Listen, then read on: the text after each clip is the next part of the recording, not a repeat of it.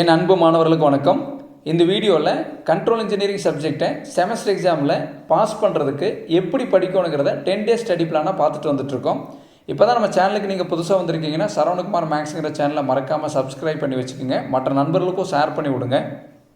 நம்மளால் முடிஞ்ச உதவியை நம்ம மற்றவங்களுக்கு செய்யலாம். இம்பார்ட்டன்ட் 14 மார்க்ஸ் கொஸ்டின்ஸ் யூனிட் 3 இருக்கக்கூடியது பார்க்க போகிறோம். டே 8க்கு உண்டான study plan. First question time domain ஸ்பெசிஃபிகேஷனை எக்ஸ்பிளைன் பண்ண சொல்லி கேட்டிருக்கிறாங்க. இந்த கொஸ்டினை வேறு மாதிரி கூட நம்மளுக்கு கேட்கலாம்.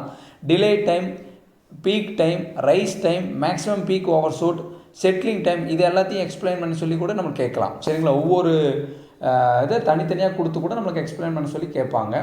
ஜென்ரலாக வந்து டைம் டொமைன் ஸ்பெசிஃபிகேஷனை எக்ஸ்பிளைன் பண்ணுங்கன்னு சொல்லி நம்ம கேட்குறாங்க.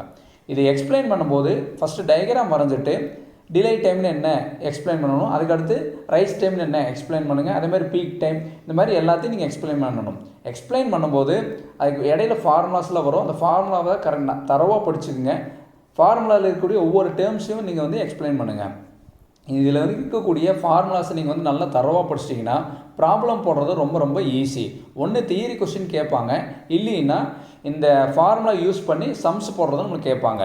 இந்த second question, third question, fourth question கொடுத்துருக்கோம் பாருங்கள். இது எல்லாமே பாருங்கள். ரைஸ் டைம் கண்டுபிடிங்க, பீக் டைம் கண்டுபிடிங்க, மேக்ஸிமம் பீக் ஓவர் ஷூட் கண்டுபிடிங்க, செட்டிலிங் டைம் கண்டுபிடிங்கன்னு சொல்லி ஒவ்வொரு கொஸ்டின்லையும் கேட்டிருக்காங்க. பார்த்தீங்களா? என்ன கேட்டிருக்காங்களோ அதை நம்ம வந்து கண்டுபிடிக்கணும். ஒன்று தியரி கொஸ்டின் கேட்பாங்க, இல்லைன்னா தியரி கொஸ்டினுக்கு ஆப்போசிட் என்ன இந்த ப்ராப்ளம்ஸ் வந்து நம்மளுக்கு வந்து கேட்பாங்க. சரிங்களா? 3 மார்க்ஸ் கொஸ்டினில் கூட டிலே டைம்னு எழுதுங்க, செட்டிலிங் டைம்னு எழுதுங்கன்னு சொல்லி நம்மளுக்கு கேட்கலாம். 3 மார்க்ஸ் கொஸ்டின்ஸ் நீங்கள் அட்டன் பண்ணும்போது நீங்கள் டயக்ராம் வரைஞ்சி அதுக்கடுத்து கீழே இதை வந்து நீங்கள் எக்ஸ்பிளைன் பண்ணுங்கள். சரிங்களா? ரொம்ப ஈஸியாக இருக்கும்.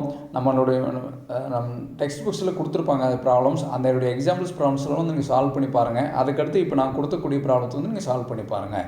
இந்த வீடியோ உங்களுக்கு பிடிச்சிருந்ததுன்னா மறக்காமல் லைக் பண்ணுங்கள், மற்ற நண்பர்களுக்கும் ஷேர் பண்ணி விடுங்க. Thank you students.